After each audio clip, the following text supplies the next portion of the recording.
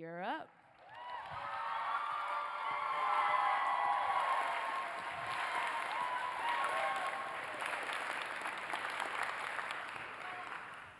I am so excited to be here today to talk about dismantling toxic masculinity. Quick note, though, a lot of times when I start talking about toxic masculinity, people hear me say that masculinity is bad or men are bad, and that's actually very, very, very different than how I feel. In fact, my work in this field is motivated by a deep sense of love and empathy, both deep respect for masculinity and love and empathy for the men in my life. So let's just be clear about that. That's not my jam. So when I talk about toxic masculinity, what I'm talking about is a series of narrow and unrealistic expectations that we hold men and people assigned male at birth in our culture to. And to be more specific, I think a lot of these expectations boil down to a concept that within masculinity, weakness is unacceptable. So Brené Brown is a researcher that studies some of our most complex human emotions. She's one of my favorites. And she studies shame. And she found that if you look at women and feminine people's experiences of shame, you find that they experience shame in all varieties of flavors and colors. Women have all kinds of shame. It's true. But if you look at men and masculine people, and you boil it down, a lot of their experiences, the majority of their experiences of shame can be described as if they feel weak, they feel shame. So within this, as a culture, we often see vulnerability as weakness. And Brené Brown, again, defines vulnerability as the act of showing yourself fully to another person without any guarantee of how it's going to go. So it's scary, it's excruciating to do. And she also found in her research that if people are going to connect with other people in an important and intimate way, vulnerability is absolutely essential. And so in a lot of ways, we're taking the tools away from men and masculine people to connect to other folks. And so in the place of vulnerability, what is left is that the idea that men should always be dominant and in control.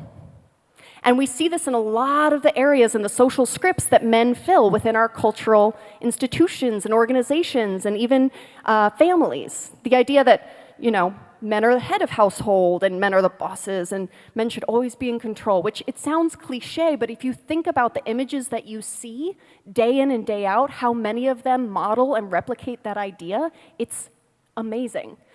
And so within this framework, we create a system where we only value men if they fulfill the role of provider or sometimes protector. And in a way, this also shoehorns women and feminine people into being stuck in the role of caregivers. So it really freezes people as opposed to giving them access to diverse opportunities that actually fit their internal unique character. Thank you.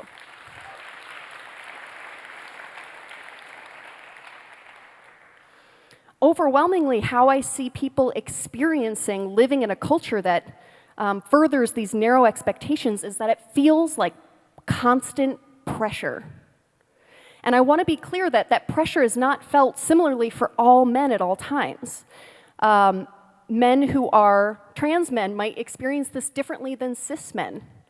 Gay men might experience this differently than bisexual or straight or queer men.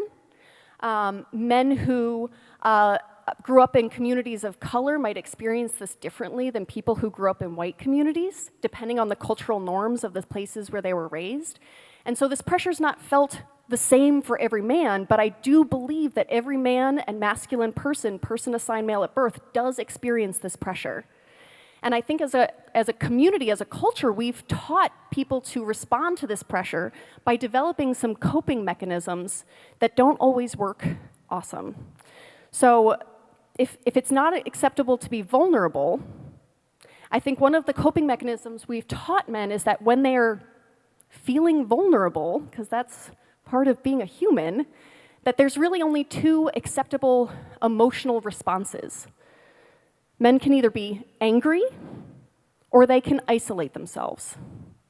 And so we can see how anger operates in our culture. I think anger can easily turn into violence and is, in my opinion, one of the root causes of the incredible gender-based violence that we experience in our culture.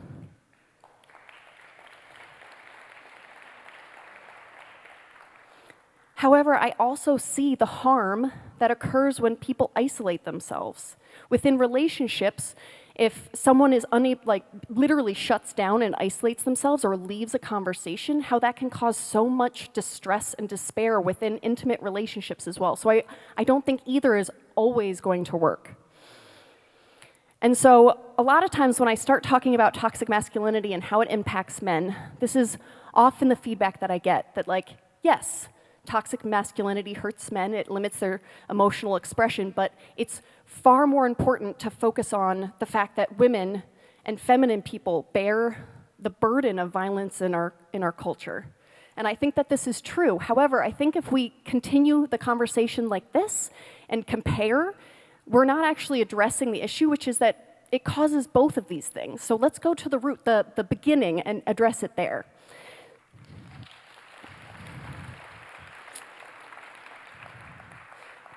My hope is that we can take on the work of changing the cultural scripts of how we respond when harm has occurred as a result of toxic masculinity. And for me, what I'm talking about when I say cultural scripts are the conversations that we have in our heads, with our friends, in our community, and at a cultural level, they often fit into these large patterns. And the patterns that I see currently when we have conversations around harm that has occurred as a result of toxic masculinity is that we have them within the framework of retributive justice. And so retributive justice is the idea that if harm has occurred, the correct way to respond is to punish the person who has caused harm. And within our culture, the punishment that we reach for most quickly is exile, to disconnect someone from the harm that was occurred. So this occurs at a systems level. Literally, our justice system incarcerates people at an alarming rate. And it also happens, however, in community settings. I see this all the time. When someone is said to have caused harm or is accused of causing harm, all of a sudden that person becomes socially isolated. People step back and don't step in to offer care to that person or support in figuring out how to be different. And so for me, it's absolutely essential that we start thinking about how we're having these conversations from inside of our heads to larger community structures. And I think we should adopt restorative justice practices. So, yay.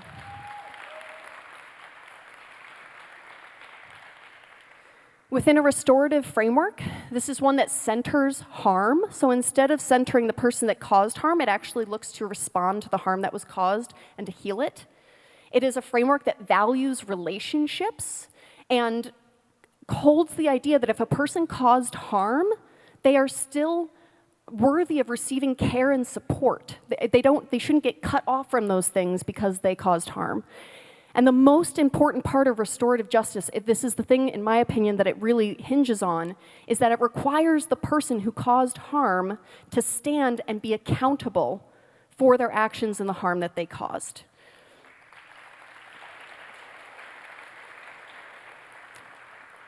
And standing and being accountable for your actions, as I'm sure you all have experienced in your own lives, can be very, very, very difficult and hard work. It requires a lot of internal strength. And so this is, in my opinion, why toxic masculinity, it is the time now to have this conversation, because we as a culture are poised in a way that we have never been before in order to have these conversations productively and to create change.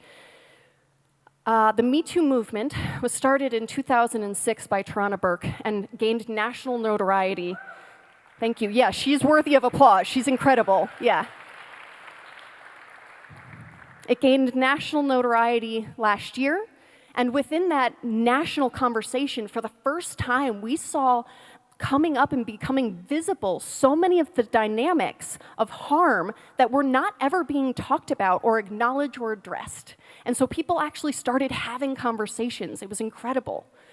However, one of the things I heard is Some of these conversations were from people thinking back into their experience and thinking, was something that I experienced, could I consider that sexual violence or assault? I know I had bad ramifications afterwards, but I've never had those words to describe my experience. And on another side of that conversation, I saw people doing the intense work of saying, was something that I did harmful to another person? Did I unintentionally harm or sexually assault a person without realizing the power dynamics in the space that I was in? These are intense conversations, right? And in order to have them, in order for people over here to be able to stand and be accountable to really interrogate and talk about this, people need to be able to be vulnerable. It is the absolute most important thing right now. And so it's important for me, as a social worker, I have learned that you can't just take something away. You have to put something in its place. You can't just remove something. So instead of saying, stop being toxic, stop being bad men, I don't think that's working, truly. I think we need to do something different. And so here in Rhode Island and in Providence, this is something that we are trying. A group of men in the community that on their own started to take on this work and really started to interrogate within themselves what kind of masculinity they wanted to model and replicate. They came to where I work, the Center for Sexual Pleasure and Health, and they asked us to design a class where it would be a safe space for men to be and start having these conversations. And so this is what, as a group, I have pulled from those conversations about a non-toxic masculinity, what that might look like. And first, it's one where it considers communication to be a skill, a valuable skill, and it requires practice. And usually when people are learning new skills, a good way to teach people and to support them in that is to provide positive reinforcement and feedback. And so I hope we can make spaces where we are offering men those spaces to create different and new communication skills. I also think it is epically important that we frame and see men as complicated sexual beings. We currently live, yeah, it's true. We live in a culture that overwhelmingly ties or it tells us the story that a man is a valuable sexual partner only if he can perform. And I think about the pressure that that puts on men and conversely, how that creates a space where it's easy to become upset and angry if you are not able to live up to those standards. But also, to only be seen as valuable as you can perform is not to be valued as a complex person that has a lot of different ways of being sexual. I think that we need to teach very intentionally empathy skills to all the people, but especially to men who feel pressure to fix and solve problems when their partners and friends bring them issues that they're dealing with. So instead of thinking like, okay, I can fix this, that's how I'm gonna help, really supporting people and being able to just be with another person. That sounds really hard. Yeah, I know how hard that is. I've gone through something similar myself, and how healing and how connective that response can be. We need to create space for men to be complicated, emotional people and to build emotional skills. As kids, the way that we build emotional skills is through emotional reflection. The idea of, I'm feeling sad, and then having a caregiver say, yeah, you're sad, that makes sense. Take a few deep breaths, it's gonna be okay, right? As opposed to, I'm feeling sad, be brave, don't cry. That teaches that young person that being upset or feeling vulnerable isn't okay and that it's better to pack those feelings away. So making space for men to be more complicated emotionally. I also think it's epically important that we see men as caregivers. My support for paternal leave or for just parental leave is an incredibly important policy. The idea that people who have planned for a child all deserve to be present and all should be considered caregivers for that child. How that will open up spaces for women and feminine people as well as men and masculine people to be in the roles that fit them best as a person.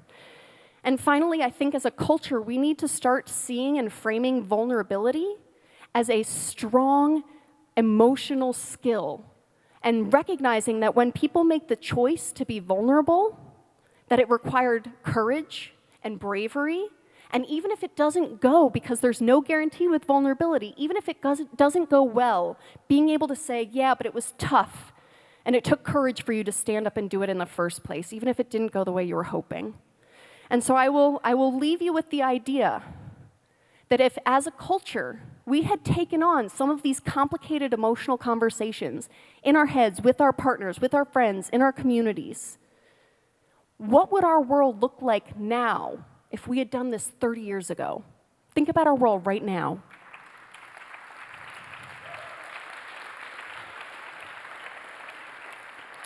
And I hope, and I'm a chronic optimist, so I hope that all of you will think about that and take that information into the interactions that you have with the men and masculine people in your world and your lives moving forward. Thank you so much.